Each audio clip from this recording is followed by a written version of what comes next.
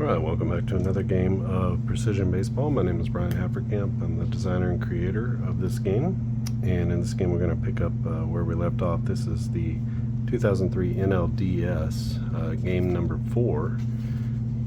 Currently we're in the top of the 4th inning, or heading to the top of the 4th. And it's Atlanta up 6-1 after a 6-run first inning. I'll show off a few things. Had a comment from in the YouTube comments about, is it possible to make some of the text bigger or rework some things. So I have reworked some of this is the gameplay sequence chart, so I reworked that, made it a little bit bigger.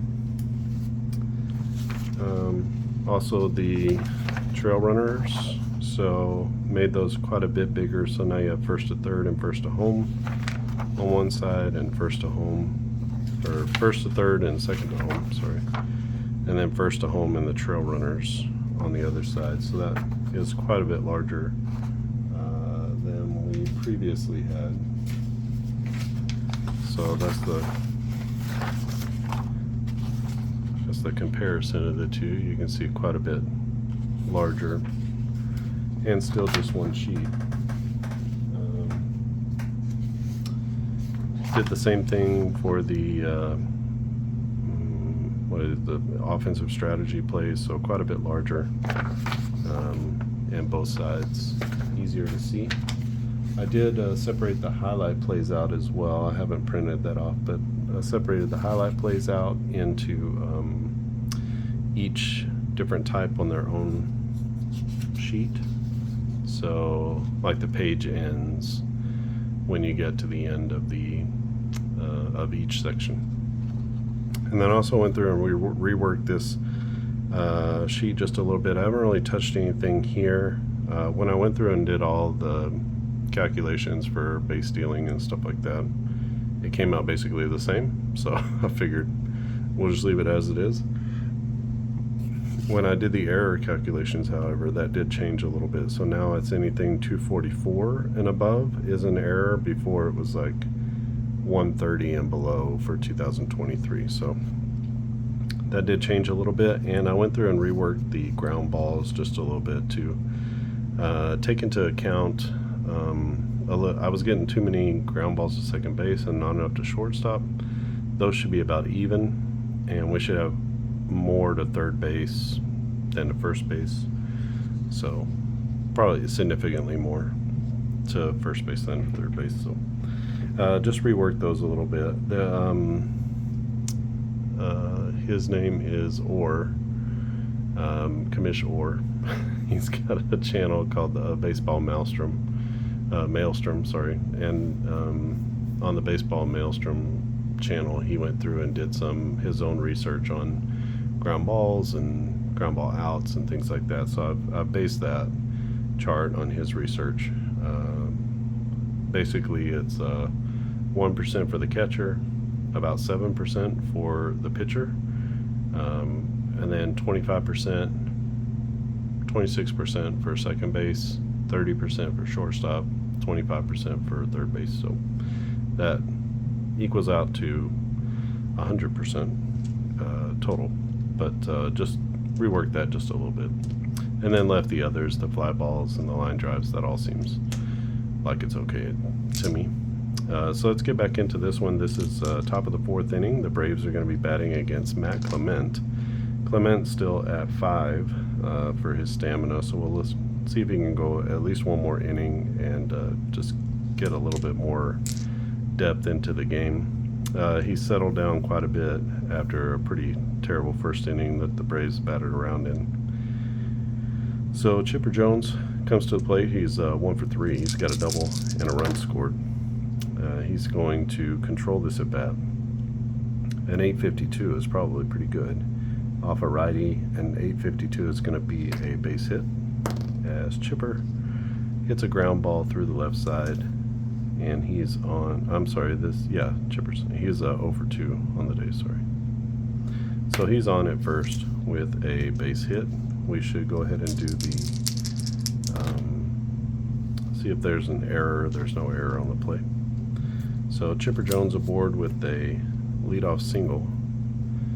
he'll be standing at first base. It's got a -1 for his stealing ability. And an 851. It's going to be a normal lead. And there's no pickoff attempt. So it'll be Javi Lopez standing in. He's got no official at bat. He's got a walk and a hit by pitch. He has scored a run as well. This will come off Clement's card. 555. All right. So we got ourselves a rare, unusual, uncommon play. All right. Very good. So 555 on this first roll. So we determine the pitcher with this roll, and then the first 3 dice roll. If we have a 3 of a kind, then we're going to be looking off of our rare, uncommon highlight plays, I call them. So we have against a right-hander, 555 falls within the strikeout range. So maybe an unusual strikeout result here. So we look in our highlight plays, and strikeouts are toward the end. You can see here they all just kind of bleed together, so I've changed that so that each type of play, you can see how they bleed together right here, but this would, on the new ones, this would be just a blank space. Strikeouts would start on another place. So all of these are going to be strikeouts from here to here. Let's roll to see what happens. A 139 is going to be here. 3 and 2. The batter checks his swing. The pitch was way inside and it clips his jersey. On the appeal, the third base umpire says that he swung, so that's a strikeout. So it hits him in the jersey, normally a hit by pitch, but because he swung and the umpire called swing, they appealed, and it was not a check swing, it was an actual swing. So Javi Lopez goes down with the strike, even though he gets clipped by the pitch. So kind of an unusual happenstance to get hit by a pitch and still strike out. All right, Andrew Jones, he's got no official at bat either. He is got 2 walks though. So he is going to be a 1-13 for controls. This is off his card. 288 against a righty is going to be a fly ball. That goes to 949. And that's a pop up to third base, caught by the third baseman. And that's Aramis Ramirez who makes the catch. And that'll be out number 2. Chipper Jones still at first. Should roll to see about his lead. 543 is a short lead, so no need to do anything there. Julio Franco to the plate. Franco with an RBI single back in that first inning. He is going to have this come off the pitcher card. A 290 to a right-hander is a fly ball. And that goes to the catcher. And the catcher steps out. It's Paul Bacco who steps out and makes the catch for out number 3. So the Braves strand one in the top of the 4th inning. Clement did a pretty good job there as he got a strikeout and only faced 4 batters. So we head to the bottom of the 4th inning. 6-1 is our score. And we've got Alex Gonzalez, Paul Bacco, and the pitcher spot coming up.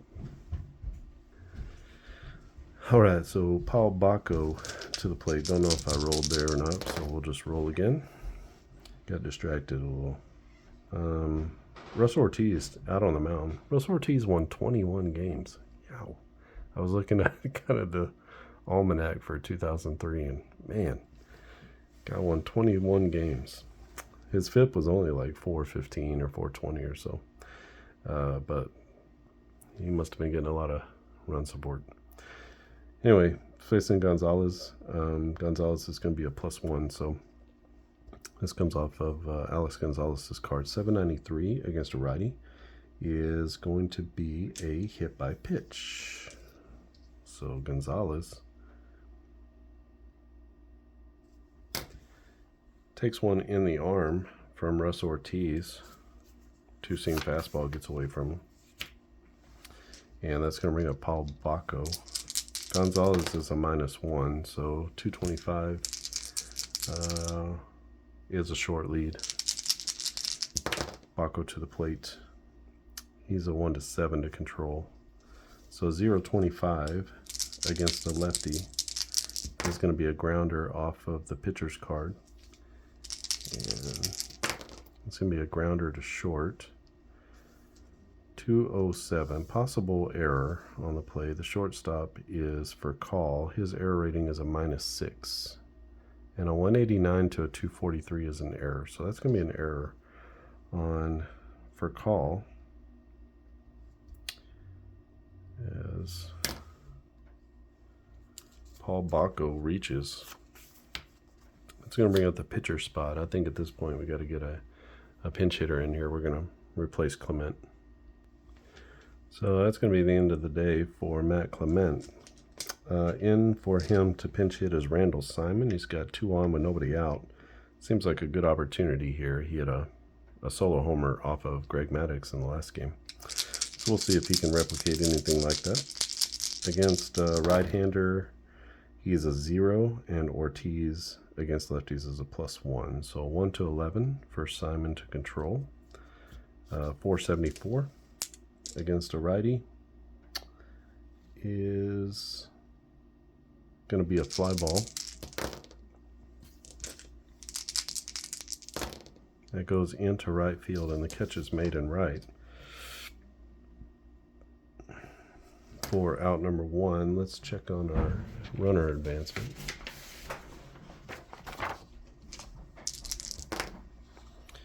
So 343, and that's going to be our choice to go or not. The runner is a -1, Gonzalez. And the right fielder is Darren Bragg. He's a +1. So that's going to be all on the base runner at that point. He only has about a 50% chance or so of advancing in scoring position already. And with 1 out, let's just go ahead and leave him there. And Randall Simon fails to move the runners along. Brings up Kenny Lofton. Lofton 1 for 2. He's got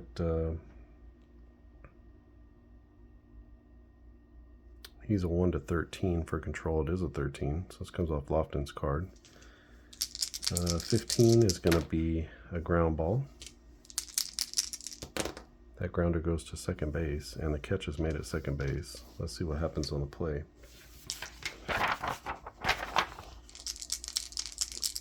Runners at first and second. 599 is here.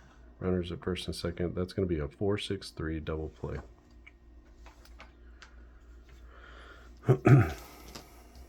So turned at second base automatically. 4-6-3. As we go Giles to for call to Julio Franco for the double play.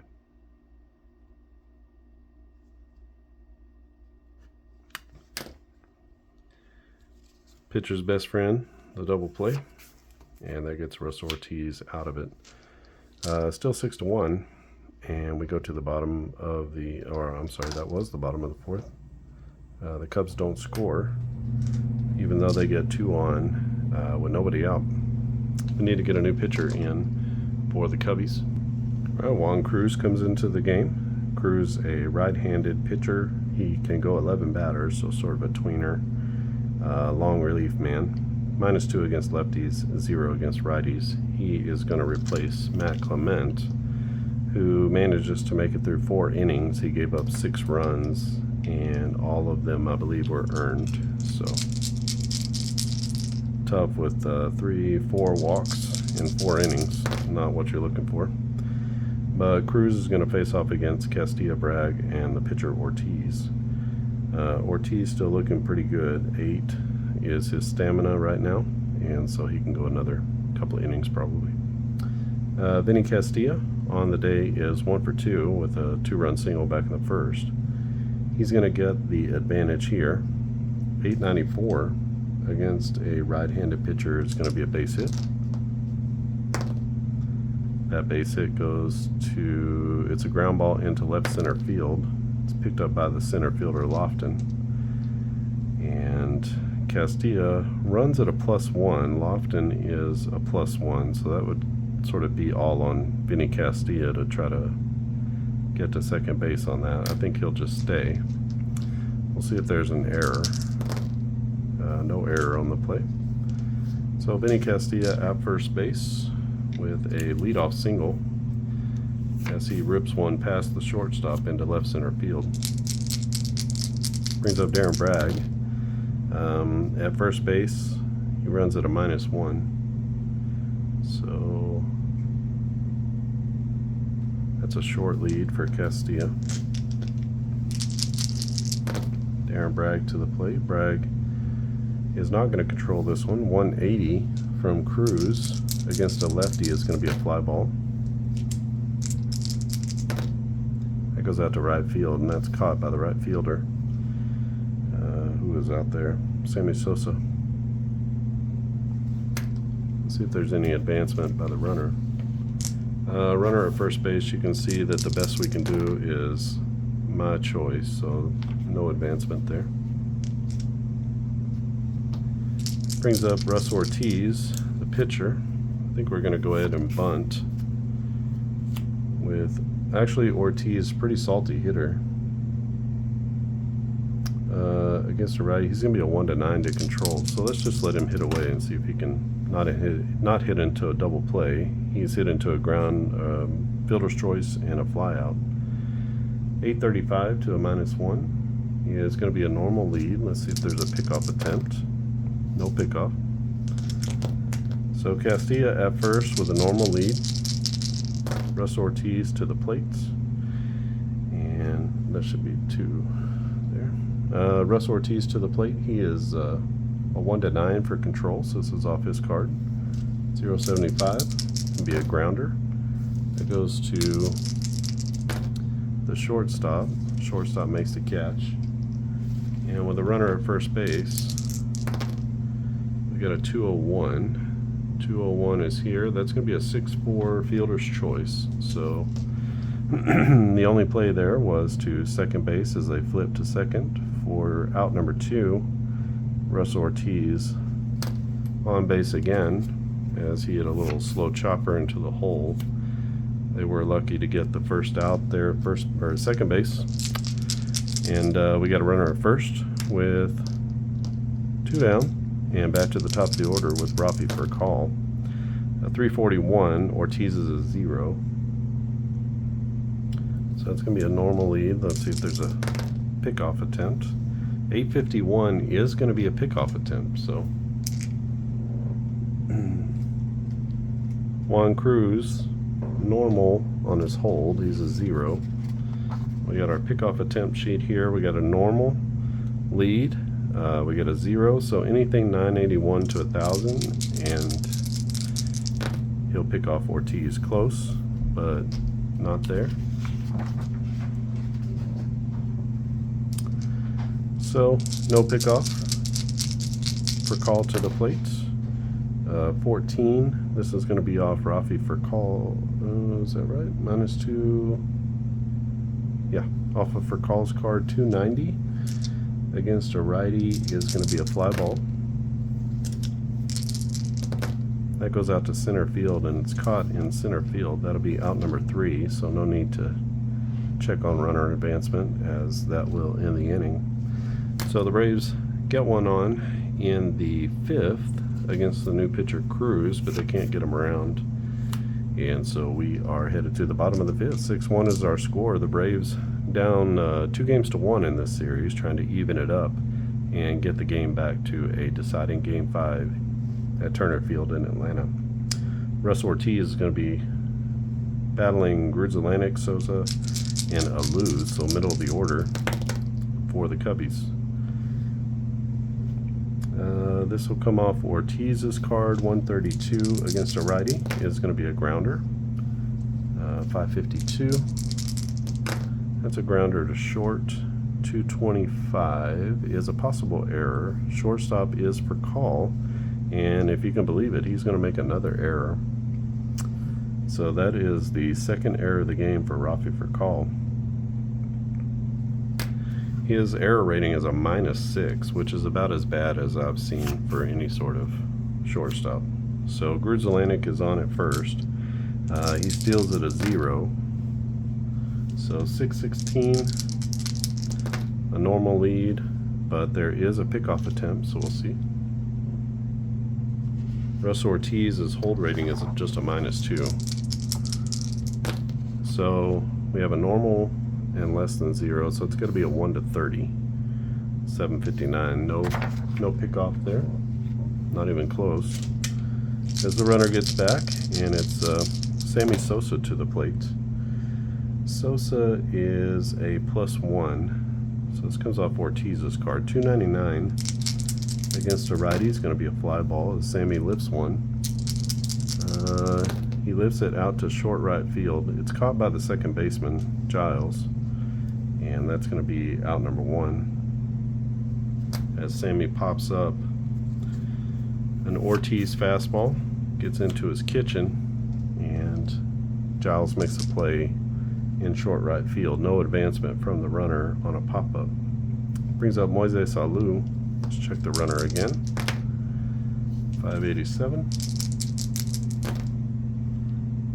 That's going to be a normal lead and no pickoff attempts. Moises is 0 for 2. He comes off of Ortiz's card. 703 is going to be a strikeout against a righty. So Russ Ortiz looking strong in this one, showing everybody why he won 20 games. Brings up Aramis Ramirez. Ramirez on the day is 1 for 2. We've got a 718 to a 0. Normal lead with no pickoff. No pickoff attempt, I should say. Aramis Ramirez is going to control this at bat. A 622 against a right-hander is a strikeout. So Russell Ortiz bearing down with back-to-back strikeouts in the 5th inning as the Cubs strand a leadoff runner after the error against the shortstop for call. We're going to head to the top of the 6th inning. It'll be 6-1 our score, and it's going to be Marcus Giles, Chipper Jones, and Javi Lopez to the plate. Giles 1 for 3 with a double. He struck out in his last at bat. Cruz has got a 419 against a righty, and that's going to be a line drive. So a liner to center field. 228 possible error on the play. Lofton is a 0. That's an error on a 28-91. So Lofton makes the catch on the line drive, and that'll be out number 1. Cruz looking good so far. He's got the middle of the order here, though. It's going to be Chipper Jones to the plate. Jones 1 for 3. He singled in his last at bat. He is a 1-14 for controls. This is off his card. A 945. This could be serious trouble off of Jones's card. A 945 is going to be a triple. So 944 to 946 is going to be a triple for Jones. What happened on the play? It was a hit, a liner to left field. There was a dive at the left field line, and the left fielder Alou missed the ball. So Chipper Jones winds up at third base with a 1-out triple. I guess we should roll and see if there's any kind of error out there. 821, no error on the play. That could have led to a in the Parker. As it is, Chipper Jones at third base with only 1 out. Javi Lopez to the plate. Let's see if Lopez can get one in the air. If he gets control, he might. His fly ball rating goes 190 to 345, so pretty high. Cruz also with a pretty high fly ball rating as well. He is a 1/15 for control, so it's off Hobby's card. 0/50 is going to be a ground ball instead. That grounder goes to second base and caught by the second baseman. Let's see what happens on the play.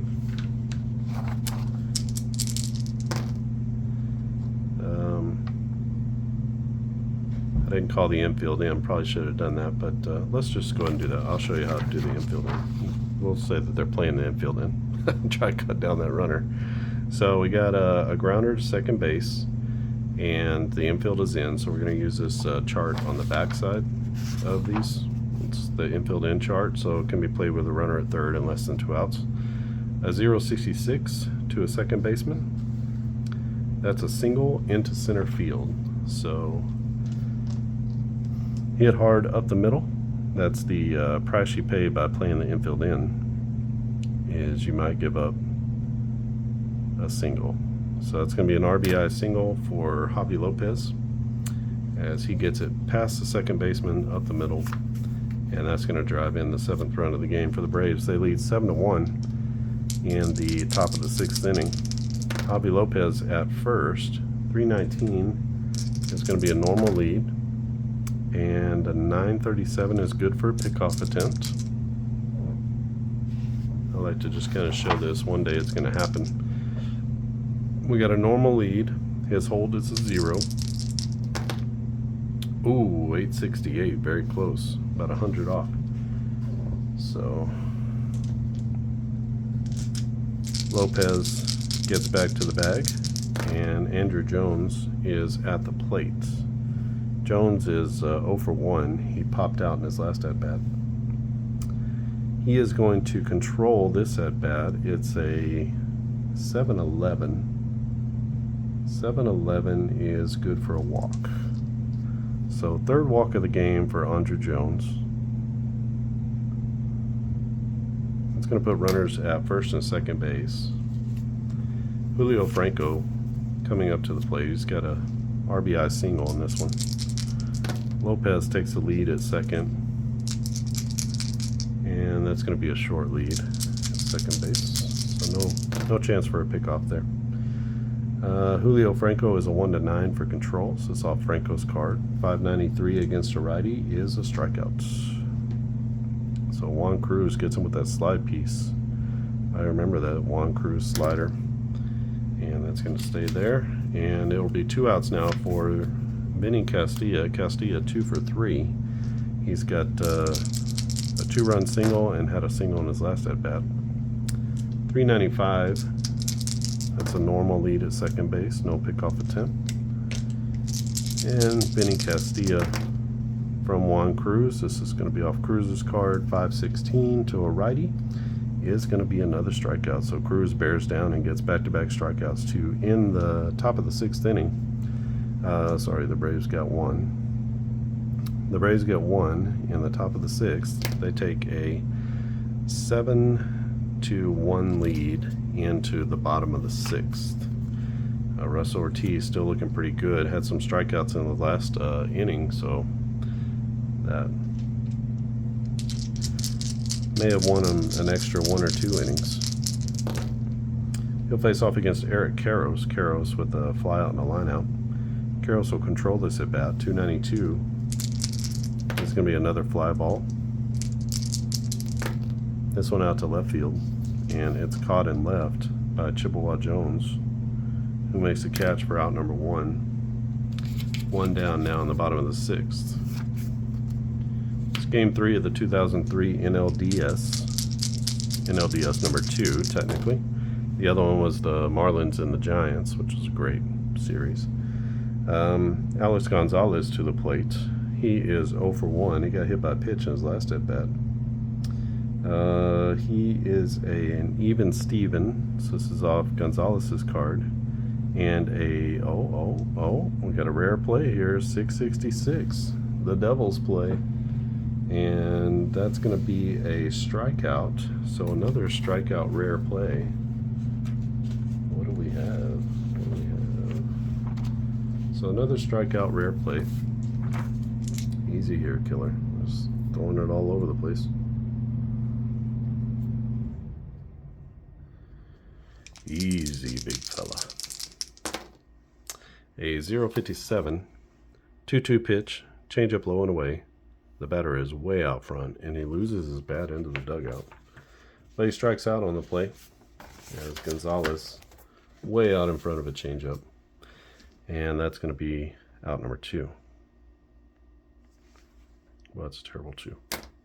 The terrible 2s.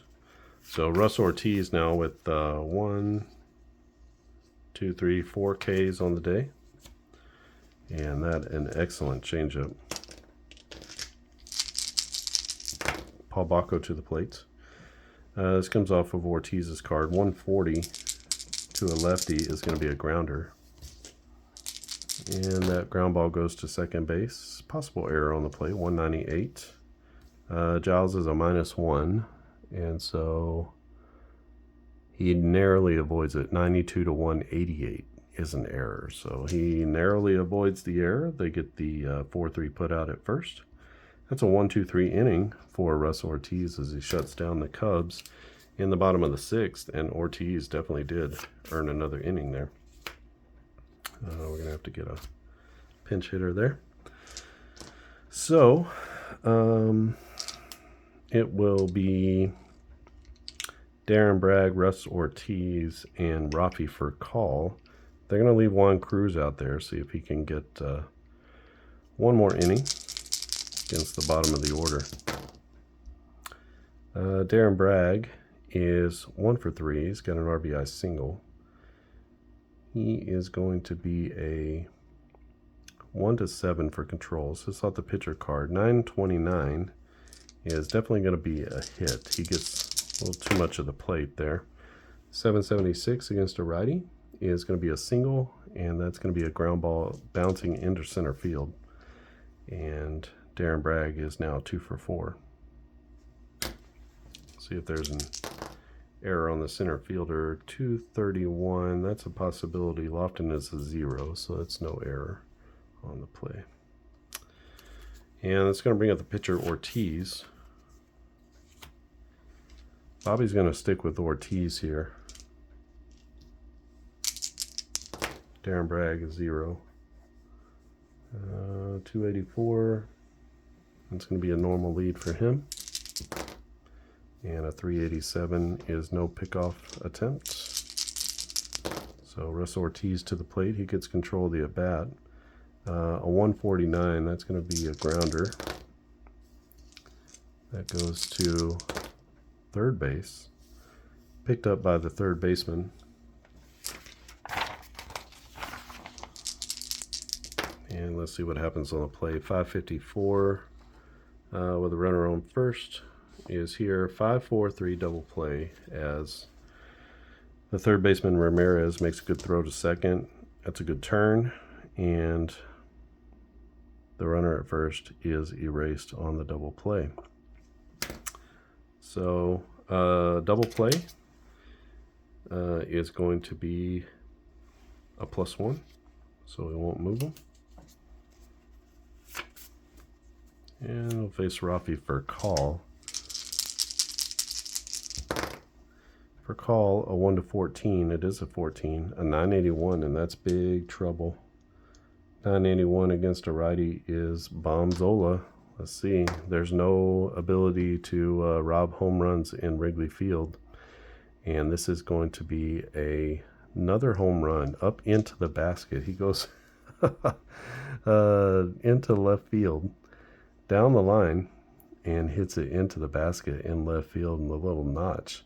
As Rafi for call with 2 opposite field home runs in this game. And he's having a day. He's now 3 for 4 with 2 home runs and 3 RBIs. And it is Rafael for call's world. We're all just living in it. Marcus Giles to the plate. He's 1 for 4. 17 is going to be off the pitcher. 328 is a fly ball. Fly ball goes out to left field, and that's caught in left. That'll be out number 3. But Juan Cruz gives up his second run of the game. It's a bomb to Rafi for call. And for call 2 home runs and 3 RBIs with a stolen base and a walk. So he's definitely vying for player of the game honors.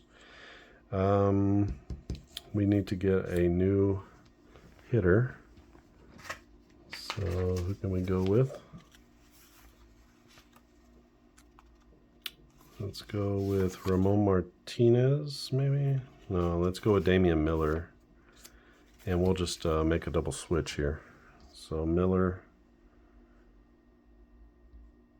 will come in at catcher. So he'll come in to catch in the 7th inning.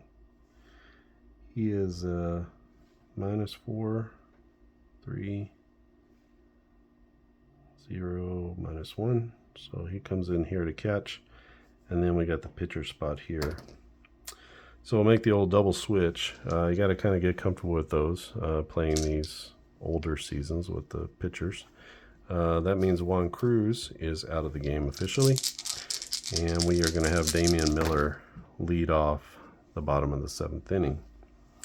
And 18 is going to come off of Russ Ortiz's card. 569 against a righty is going to be a strikeout. So Ortiz kind of working the strikeouts here lately, as he's trying to finish this one strong for Bobby Cox and the Braves. It's 8-1 is our score, by the way, in the bottom of the 7th inning. Kenny Lofton comes up again for the 4th time. He's 1 for 3, grounded into a 4-6-3 double play in his last at bat. He is going to be a 1-13 for control, but this comes off his card. 106 won't do him much good as he hits another grounder. 358 will be a grounder to second base. 284 is going to be a good catch and throw as Giles gets him by a couple of steps. That's out number 2. Last chance here in the 7th is going to be Mark Grudzielanek. Grudzielanek a 1-12 for control of the at bat. 883 is going to be a hit as Ortiz leaves a breaking ball out there. It's an 855. That could be a big hit. In fact, that is going to be a double off a right-handed pitcher, and that will be a line drive off the left field wall.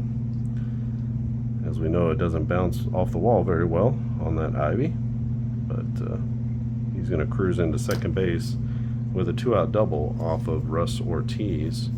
8-1 is our score. Cubs trying to mount a little something here. They got the man of the hour up, Sammy Sosa. Sosa not coming off his card, but it doesn't matter. 984 is going to be another pitch left out over the middle.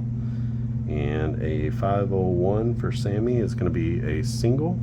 That's a line drive down the right field line as he gets it past the first baseman. And Sammy with the single. Let's see about runner advancement. So second to home, Grudzielanek runs at a -1. They are normal. Second to home, 1 to -1 down the right field line. It's my choice.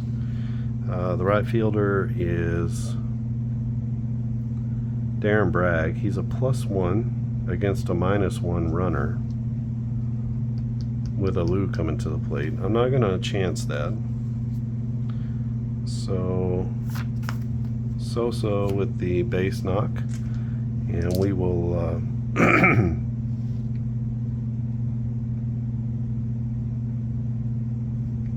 because he runs at a -1, I mean, he's just not very fast.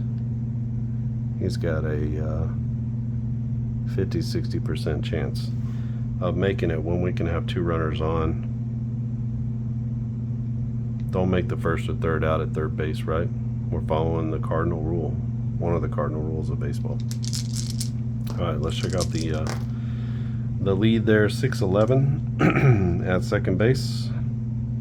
Oh, you know what? He's scoring from here, so he's coming to third base. He's at third base. So we got runners at first and third. So 6-11, we'll check Sosa here. He's a -1.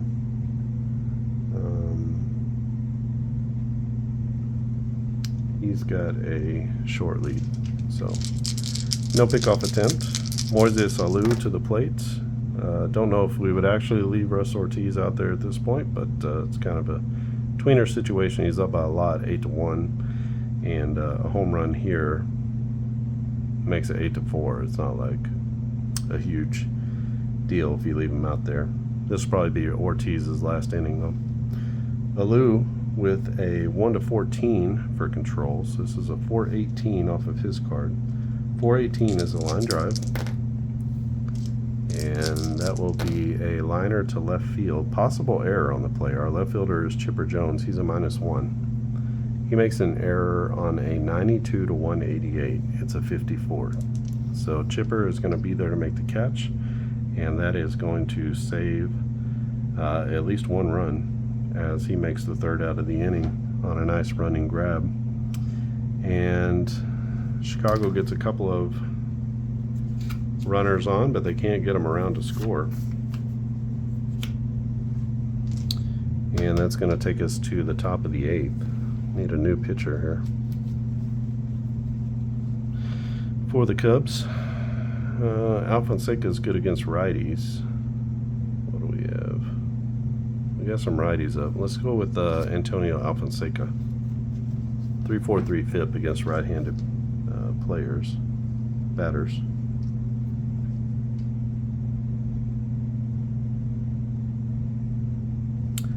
Alfonseca, the six-fingered man. He'll lead off against Chipper Jones.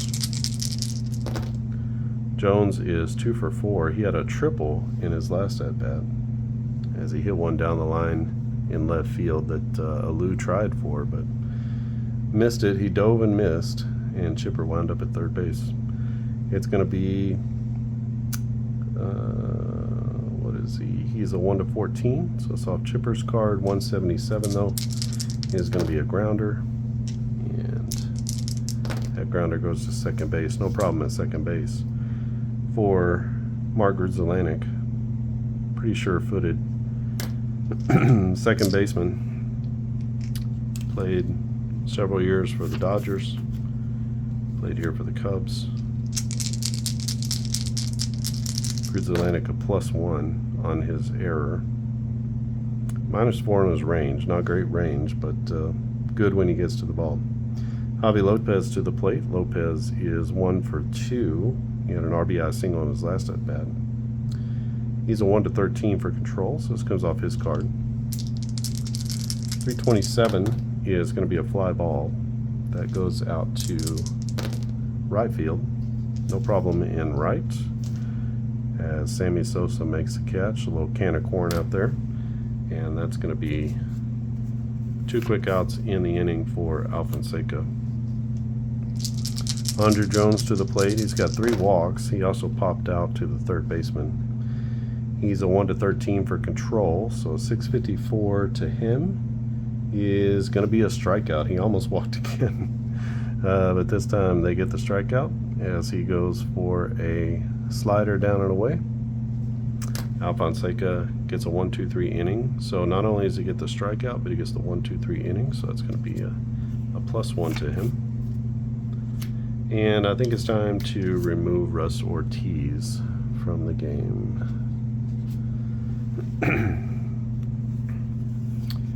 So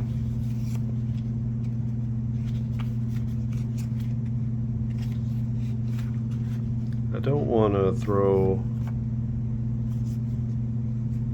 a match on the fire, so we're going to keep Roberto Hernandez out of the game. Kevin Grabowski.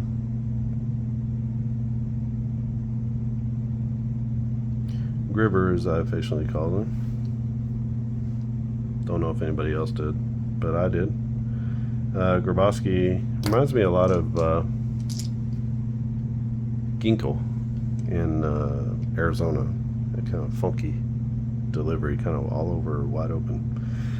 He's only a 3 stamina, so really kind of 1 inning guy. He's going to face off against Aramis Ramirez, Eric Karros, and Alex Gonzalez. Against a righty, Ramirez is a 1-12, so this comes off the pitcher. 482 is going to be a strikeout. So Grabowski with the K. of the Cubs third baseman. That's 2 strikeouts for Aramis Ramirez. Ramirez now 1 for 4. Brings up Eric Karros. Karros with a bomb in his first at-bat in the first game, but has been pretty silent so far, 0 for 3, a couple flyouts and a lineout. He's going to be a 1-11 for control, so 378 off Grabowski's card. Grabowski. It's a line drive to center field, and center field coming in hard on that is going to be Andrew Jones, who makes the catch for out number 2. Gonzalez to the plate. Alex Gonzalez, shortstop. He's a 1-12 for control. So this comes off the pitcher card again, 226. Against a righty is a ground ball, 261. You can see a ground ball percentage crazy, 65. 261, that's going to be to the second baseman, and no problem at second base. And so that will be a 4-3 putout. So 1-2-3 inning for Grabowski, as the Braves hold an 8-1 lead as we go to the top of the 9th inning. Let's bring in Dave Beers. Actually, let's get Joe B in the game. Joe Borowski. Always liked Joe Borowski. He wound up becoming the closer for the Cubs for a while. A couple seasons. So Borowski, 4 stamina, and he's real good against lefties, pretty good against righties. He's facing Julio Franco, Vinny Castilla, and Darren Bragg for the Bravos. A -1 and a -1, so 1-8 for Franco, and 792 is going to be a base hit against a right-hander, as Julio Franco with a line drive into right center. That's going to be picked up by the center fielder Lofton. Can't imagine Franco is going anywhere, so he's going to take a turn at first, and he'll be at first base with a leadoff single. Brings up Vinny Castilla to the plate. Franco steals at a 0. 974 means he takes a normal lead, and there's no pickoff. Vinny Castilla to the plate.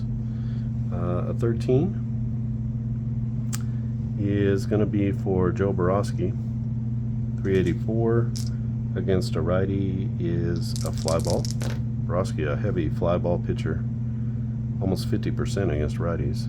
761. It's a fly ball out to center field, caught by Kenny Lofton. F8 on the putout. Let's see if there's any advancement there. I highly doubt it. Center field with a runner at first base. There's definitely a chance that he takes off, but not going to happen here.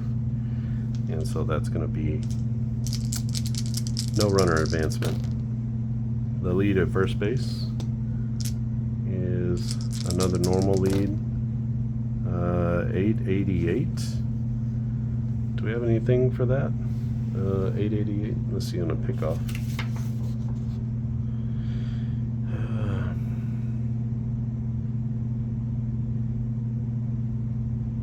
Taking a lead. Game got 44.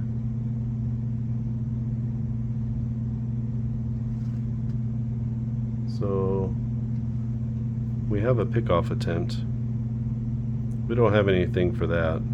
I guess you could always roll for like a balk or something like that. There is a pickoff attempt. 850 plus is going to be a pickoff attempt. So let's see. Borowski is a -1. We have a normal lead. So that's here. Not 1-30. He'll be picked off, and he's not. It's a pretty small chance. About a, what is that? That's a 3% chance of getting picked off on that pickoff chart. So 1, 2, so it should be there. We got Darren Bragg to the plate. Darren Bragg is 2 for 4 with a couple of singles and an RBI. This will come off Borowski's card. 804 against a lefty is a hit, as he gives up more hits against lefties. 627 against a right-hander is going to be a single. Another single for Darren Bragg. And that's going to be a ground ball into left center field as he hits it past the shortstop. Picked up by the left fielder. So base knock there. That's important to know which fielder got it, because if you want to advance, you're going to want to know what that fielder's ratings are. So Franco runs at a -1. Atlanta going first to third is aggressive. And -1 here with a ball to left center field is my choice. I'm just going to leave them there, especially with that big lead. And so we got runners at first and second base. Franco's lead. Normal again, no pickoff. And you know what? We got the pitcher spot up, so we need to make sure we get a pinch hitter here. Let's do that.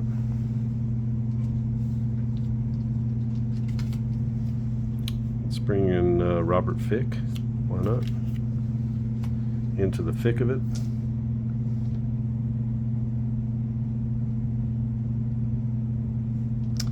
He'll be pinch hitting in the 8th. Sorry, the 9th. We're in the 9th already. He's a 0 and a 1. So 2 on for Robert Fick. There's no, just a normal, no pickoff. And Robert Fick stands in. He's going to be a 1-15 for control. This is going to come off the pitcher again, Borowski. 891. He's been rolling super high though. So this is going to be some sort of a hit. A 618 against a righty is a single. That's a line drive into center field. Is there an error on the play? Possible error, 107. Lofton is a 0.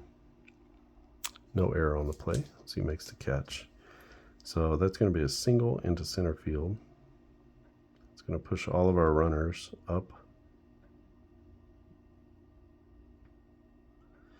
And Franco runs at a -1. Let's see if he is going home.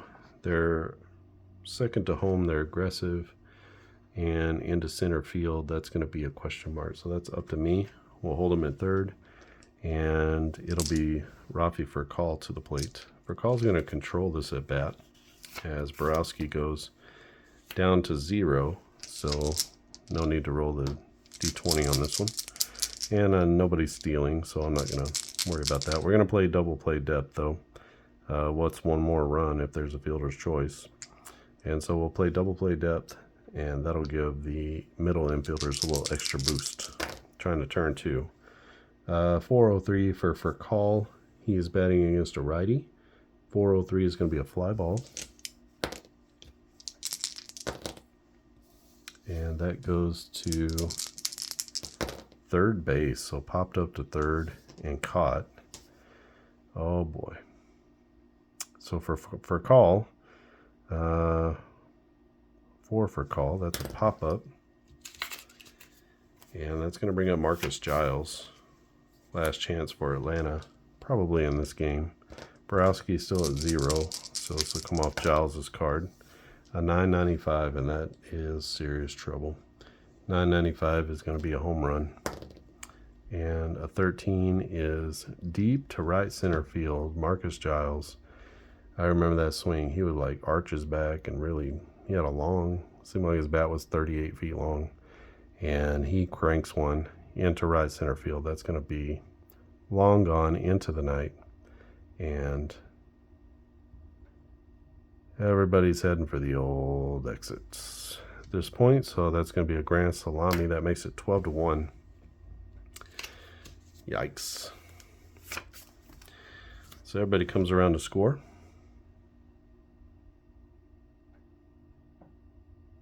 Sorry, Cubby fans. This is not how you wanted it to be, but this is actually how, I mean, at least the game turned out. Not 12-1, but with the game going back to Atlanta. So Chipper Jones to the plate. He is 2 for 5. 201 against a righty is going to be a fly ball. And that's hit to center field. Chance for an error on Lofton, 0.48. Lofton is a 0. Oh, and just adding insult to injury, that's going to be an E8 on Kenny Lofton. Yikes.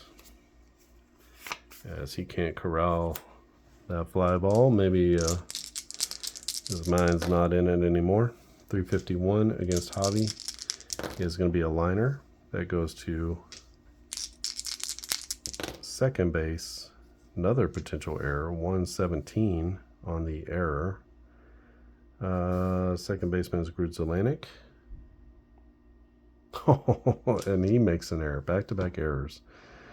Oh my goodness, this is a forgettable game for the Cubs. And I'm just going to leave Borowski out there to take it on the chin. Sorry, buddy. Andrew Jones to the plate. They're hoping for something here. 898 is not going to be it, though. 898 is a single. And that's going to be a line drive to right center field.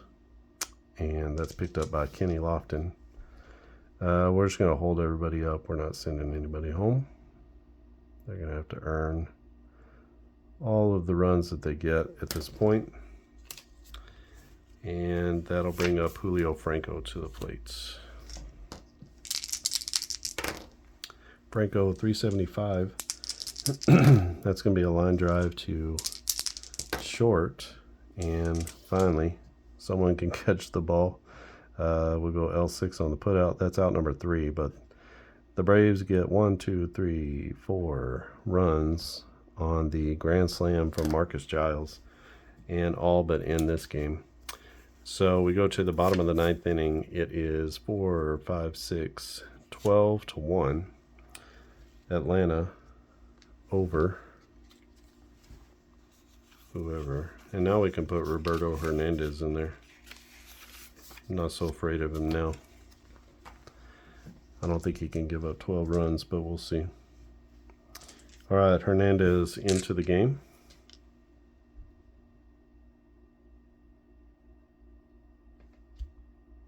Right-hander. He was actually pretty good for a bit of time. If I remember, he was with the Pirates, maybe? Roberto Hernandez. He kind of played for everybody for a while there in the 2000s. But Paul Bacco to the plate. Bacco. Oh, this is the pitcher spot. I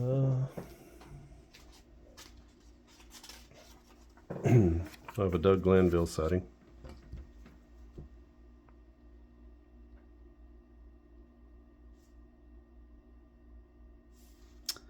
And he's a 1 and a 0. So Doug Glanville gets into the game. We're going to re-roll for him. Hernandez to the plate. Against a righty, he's going to be even Steven.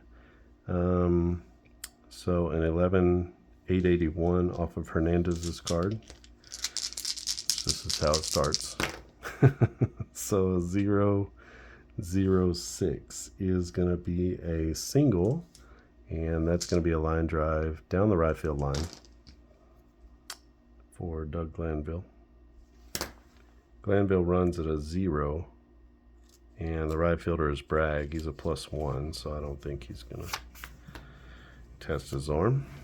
So we got a runner at first. What's his lead like? 218. He steals at a +1. So normal lead with a pickoff attempt. Maybe we're going to get a pickoff attempt or a pickoff here. Doesn't look like it. So Hernandez is a 0. Normal lead requires a 981. We got 614. So no pickoff on the pickoff attempt. And it's going to be Damian Miller to the plate. He came in to catch back in whatever that was, 2 innings ago, 7th inning. He's going to be even Steven as well. with Roberto Hernandez. So this comes off the catcher's batting card. 056 will be a grounder. The grounder goes to second base. And 185, possible error. A -1. And a 185 is just into his error range. So that's going to be an E4 on Marcus Giles. So maybe that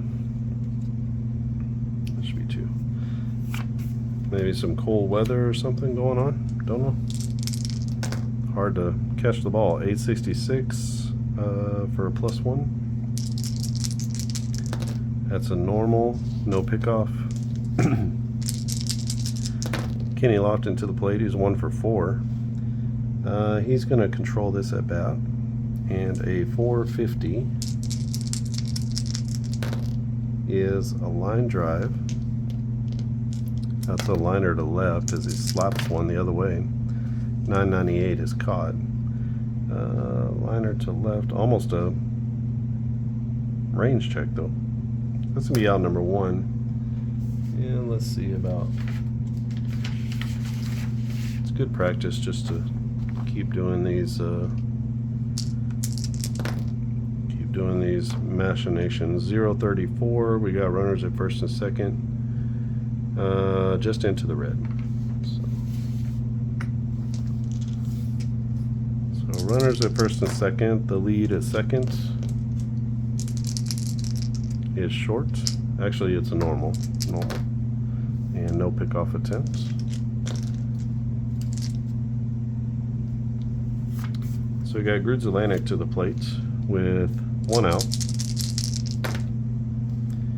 15 is going to be on to Hernandez's card. 680 is a walk.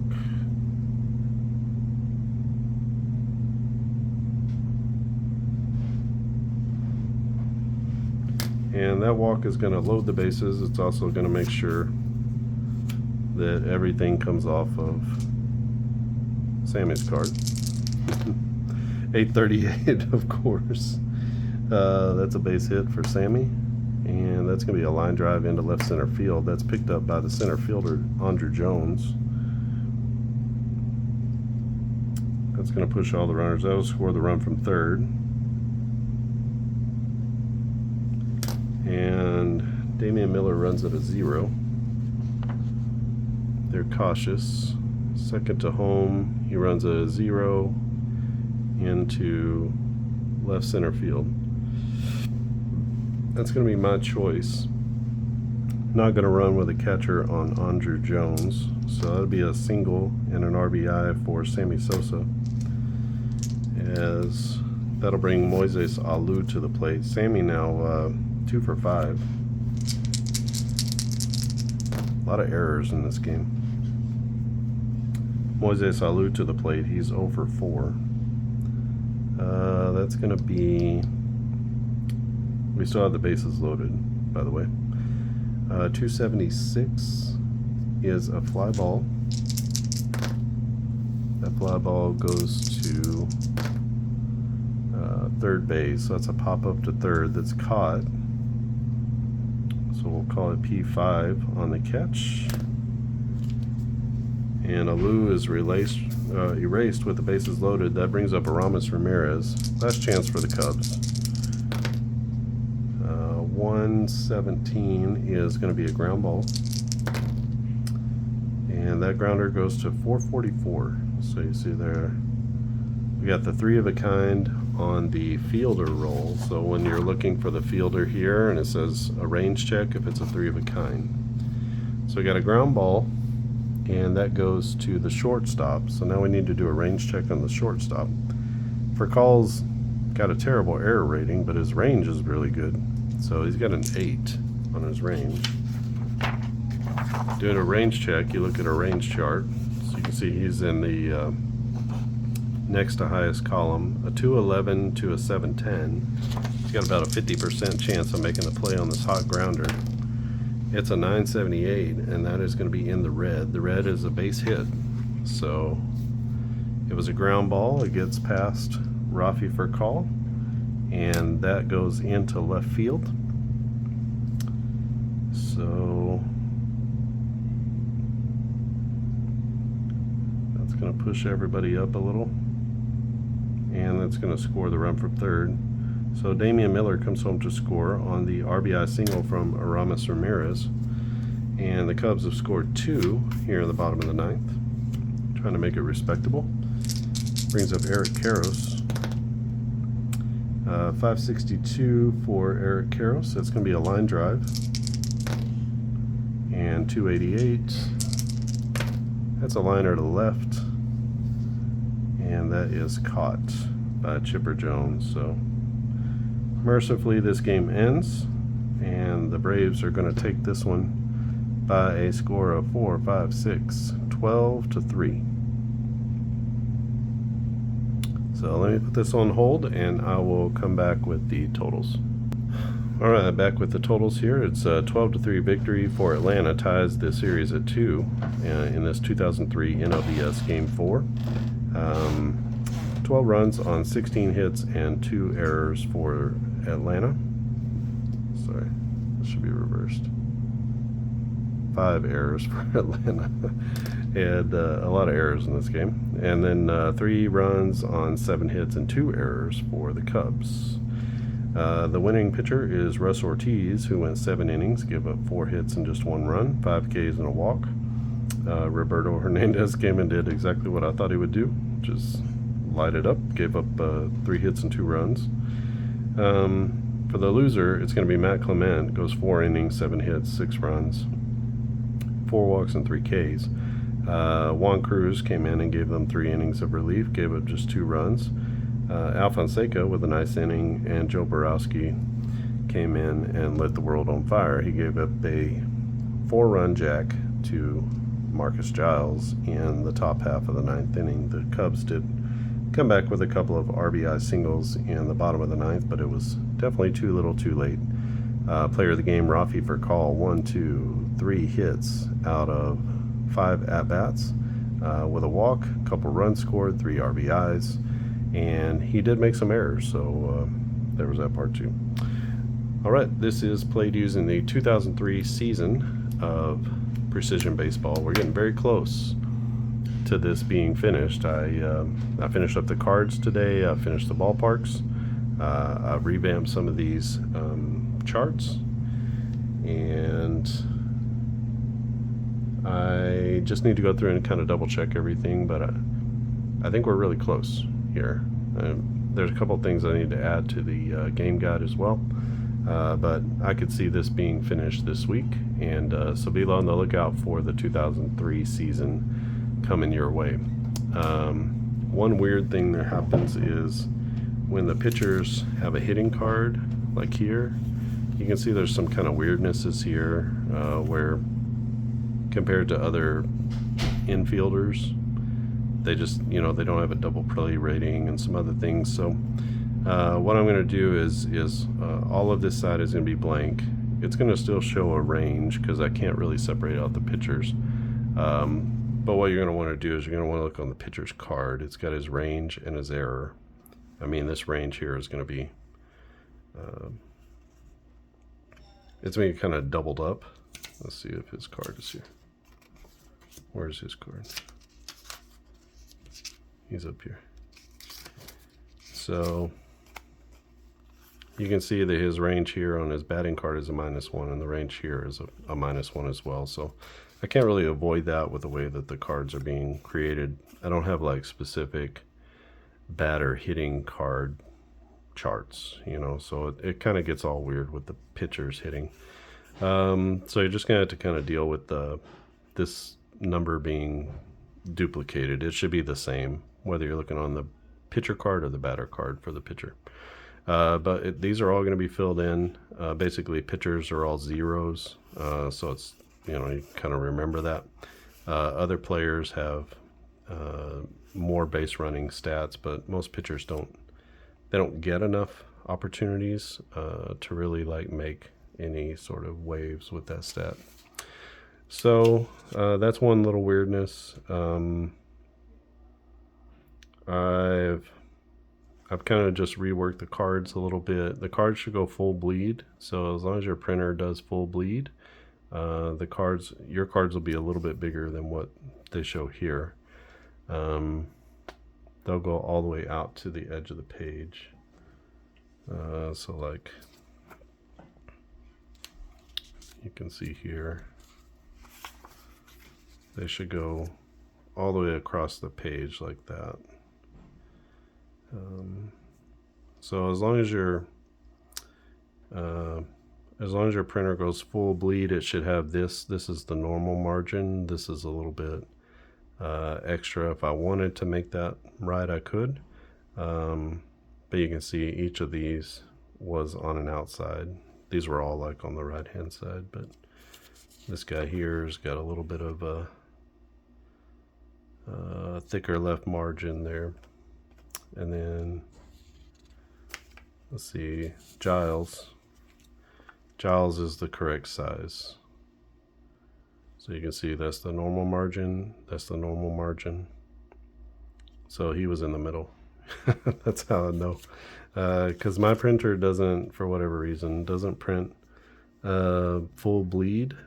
And it's kind of sometimes can be a little bit of a problem for me, because I don't get like a real true look at it. But whenever you see the cards in the PDF file, the line should go top to bottom, left to right, all the way to the edge of the paper. There should be no margin on the edges. That's how I've created the card. So you should literally be able to say 1 cut, 2 cuts, 3 cuts, 4 cuts, and be done with a page without having to figure anything out. And they have, you can see the remnant of a little line there, maybe. But they have a little line there that shows you the cut lines so that you can easily cut them out. So hopefully that makes it a little bit easier for you cutting the cards. There's a lot of cards, almost 2,000 cards in the set, and you're going to get a lot of players. In fact, I had to cut Desi Relaford, who was a position player, who was a pitcher. So he actually like slipped in there, but he had no, there was nothing here for him as a pitcher. So it wasn't really, he didn't even have a stamina. So it wasn't even worth putting him into the set. So I just erased him. But that's how detailed the pitchers are and how few, how little you had to actually pitch to get carded in this game. So someone asked if we could just do every single player. I did my best to get as many as I possibly could in here.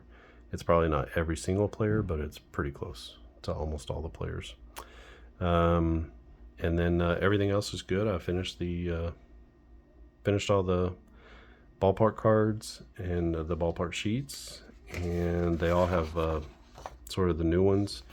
This is a kind of a quick reference here. If you want to keep this out, you may want to keep this out just for a little bit while you play the game. Some of these things are going to happen every single play, like how to figure out the pitcher-hitter advantage role, between the pitcher and the hitter. How do you figure that out? This just gives you a little example, and it also tells you the formula. Just start here at the top, just kind of goes sequentially down the section there, and it'll tell you, okay, what do you do first, right? Play result is the range containing the 3d10 results. You roll 3d10s, and the play result is going to show you here. If there's a 3 of a kind on these types of plays, then you'll go to the highlight chart on that roll. If there's a 3 of a kind on a hit, then you're going to want to perform a range check on the outfielder to see if the outfielder can catch the ball or not. That's if it's a blooper, fly ball, or a line drive. Obviously, you can't do a range check on an outfielder, a ground ball to the outfield, right? So, and then on a ground ball, fly ball, or line drive out, then you want to, if it's a 3 of a kind, when you do the fielder roll, if it's a 3 of a kind, which we have one of those in here, then you want to do a range check. We did that. For call, didn't pass the range check, and so it was a hit. It doesn't come up a lot, but it does come up enough that it can affect the game. It's not like a rare play per se. You have about what is it? It's about a 10 out of every 1,000. So that's about a 1% chance to do a range check on every single roll. So yeah, that's sort of I think it's enough. I think it feels like it's enough. So you're not always doing rare plays, and you're not always doing things like range checks, but you're doing them enough to make it interesting. We had a couple of highlight plays in this game, and they weren't particularly interesting. One was like a bat got loose, he swung at strike 3, and the bat went loose and into the dugout, which is just kind of a little bit of color to the baseball game. And the other one was, he was hit by a pitch, but he swung, and they had to peel down to the umpire to see if he swung or not. And he did swing, even though it hit his jersey. He technically should have been hit by a pitch, but he swung, and so he struck out instead. So that's, kind of an interesting play. Pretty rare. You don't see that a whole lot, that a guy actually completes the swing and gets hit by a pitch. But a few times a year you probably see that. So those are the kind of plays that are in there. And then there's some like Kevin Mitchell one-handing the ball into the right field corner on the run. That's in there too, but it's like a 1 out of 1,000 chance if you get to that particular kind of highlight, which was a fly ball. So it's more than a 1 in 1,000 chance. So it's probably 1 in 10,000 or 1 in 5,000. So it's a very rare play. We've never seen it. That's why every time outfield catches are shown, Kevin Mitchell is one-handing a baseball with his bare hand, and we all just still say wow. Or Bo Jackson, doing something crazy in the outfield or whatever. So I tried to have some of those real wow. If you run into that play, you can play this game for 10 years and not run into that play. So I just want to have those in there as well. You can pick up this game at clarkandedisongaming.com. That is the main website for what we're doing. We have baseball, football, and basketball games. So if you're here and you're interested in baseball, great. Go check it out. We got lots of baseball on the site. There's also basketball and football too. And in fact, I have a football game somewhere on here, kind of ready to finish out. For 1991 will be the next season for Play Action Football, which is a play-by-play football game that you can play in under 2 hours. So it's actually quite an easy to play game as well, even though there's a lot of moving parts, a little bit like this, but not as detailed. So you can check that out. This game is only $12, so you can get everything that I've shown you, everything that you see, everything you see in the other videos. So all the charts, the game guide, everything you need to play this game for $12. I did that because there's a lot of printing, kind of one-time printing, but printing nonetheless. You can see just on this sheet, that's a lot of red and green, and all of the ballparks are printed in color. You obviously don't have to print in color if you don't want to, but you can. It brings a little bit of something extra to the game. Here the color means something, so green is aggressive, yellow normal, red cautious, same on these. And for here you can see that red, green, and yellow have meaning as well. So yellow is the gamer's decision to go, red means that the base runners have to stay, and then green means that you have to try and go. So same thing here, but you can see that's quite a bit of color they're going to print out in the game. So just wanted to, and then every card obviously is the team color. So just wanted to make sure that we have a little bit of a break, right, on the price, because I know you got to print a lot in this game. So hopefully that $12 price point is good for everybody. You get a lot of game. It's equivalent to like I want to say it's payoff pitch, maybe that's around that same price point, or payoff pitch or inside pitch, one of those is around that same like $12 to $15 price point. And on-base baseball is also available there. That's a quicker playing game, but you can get that one for $15. There are fewer things to print out necessarily, and it's sort of my first game, the original OG game for Clark and Edison Gaming Company, and just a sabermetric based game just like this one. but a little bit more in your face with the sabermetrics.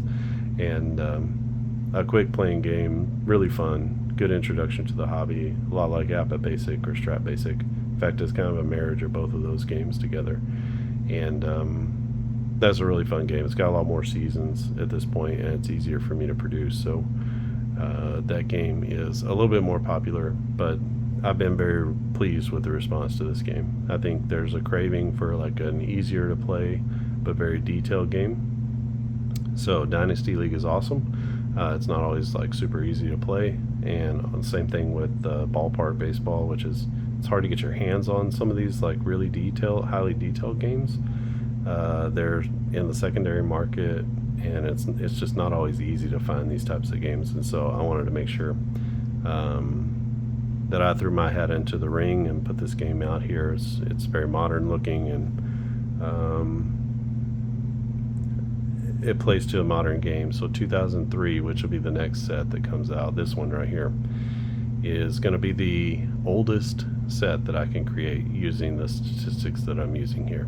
So if I go past that, I get past the StatCast era, and a lot of the things that this is just built on simply ground ball, fly ball, line drive percentages don't exist in the same way. And a lot of these fielding and base running statistics that make this game so unique and different, those just don't exist when you get past 2002. So 2003 is going to be the first season that I can produce, and so everything that I do will be between 2003 and today or going forward.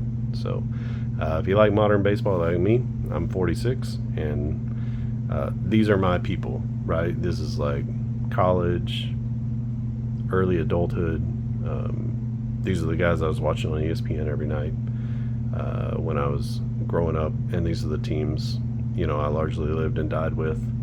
And so this is my wheelhouse, and I'm sure there are others out there who are my age range or maybe 10 years older who, these are the guys in your wheelhouse, or when you were really following baseball, this was your time. So if that's you, go out and check out the game for $12. It's really hard to, it's a couple of coffees from Starbucks, like it's just not that much money. And you can try the game out fully with the 2023 season. Like I said, I'll continue to produce as many seasons as I can, and I think once I get some of these things kind of straightened out, I've already streamlined my card making process quite a bit.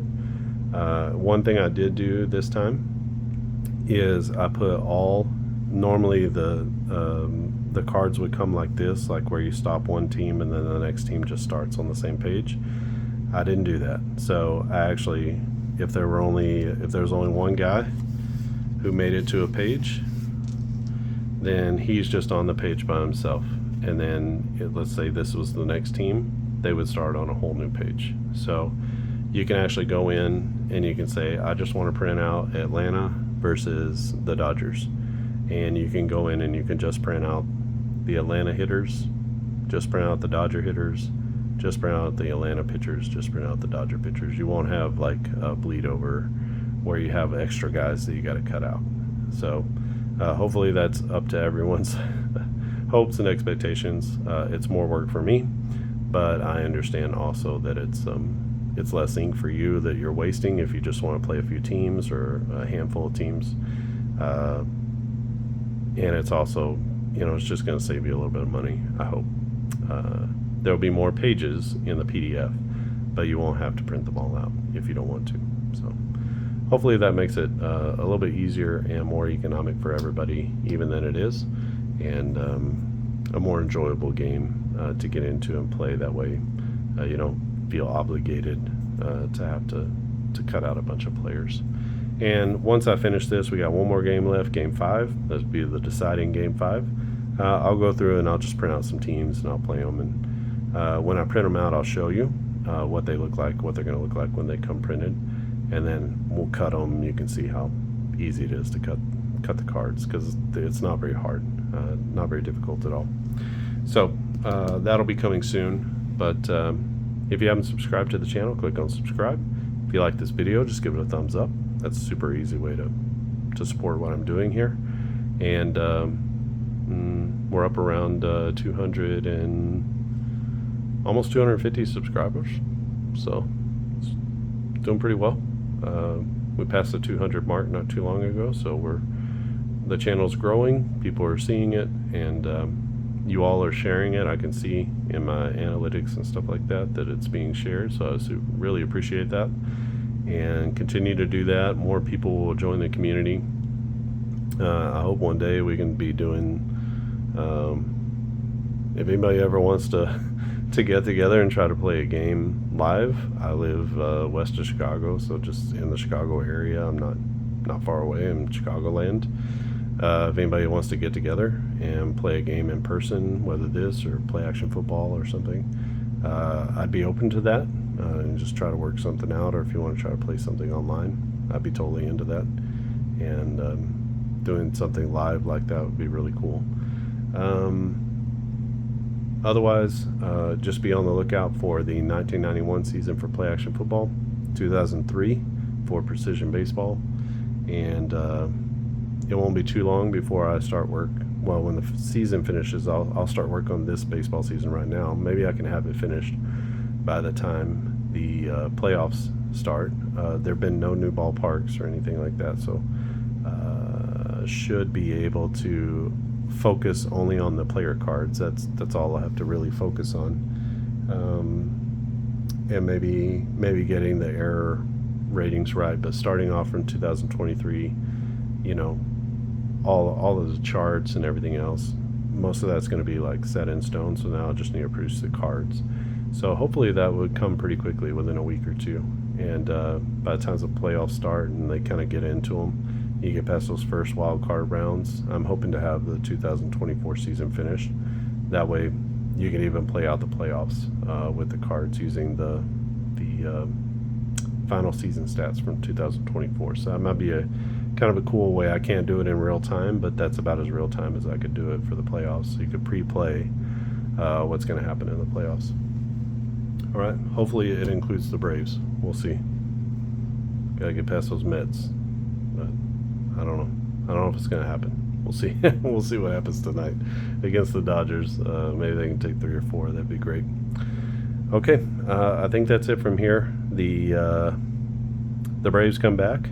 They were down 2-1. They come back and win Game 4 by a big score, 12-3, as they beat up on Matt Clement and the Cubs at Wrigley Field. And both teams have split, and so we're at 2-2. And Game 5 will come from Turner Field. That'll be the deciding Game 5. And I believe it will be Kerry Wood against Mike Hampton. I believe that's the matchup, if I remember right.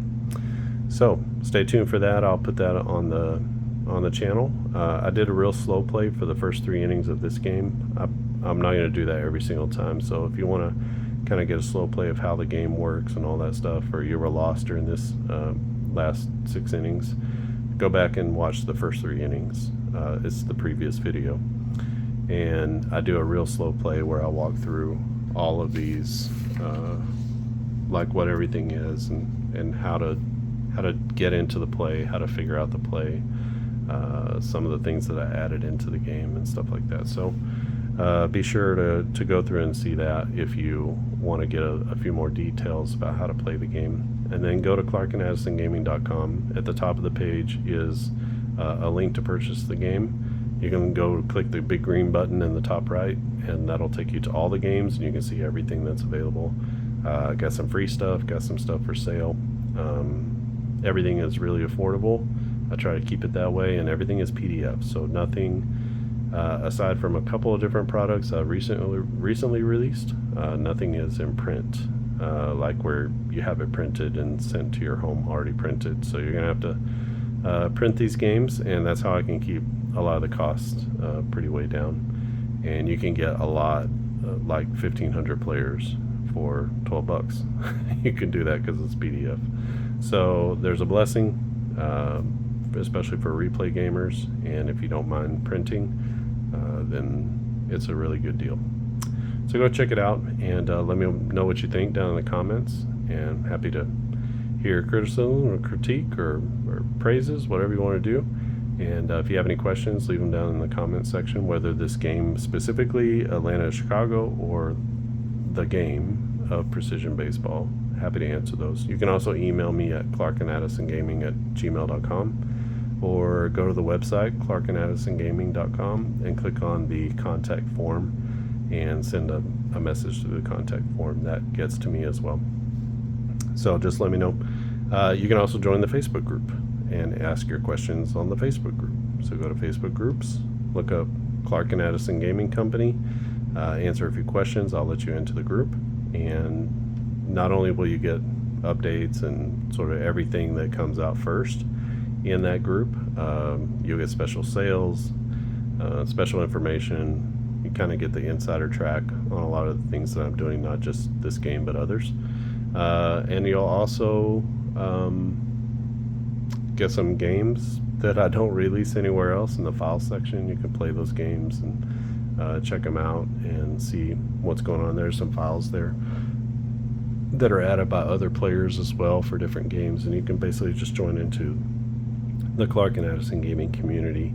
There are quite a few people who are playing on base or playing precision baseball or playing play action football, so or up-tempo basketball. Actually, there's a lot of people playing up-tempo as well, so I'm very thankful for the way that the community has rallied around a total newbie to the design game, and that these games are finding a home on people's tables. All right, I think that's it from here. Thanks for watching, and I'll see you again next time.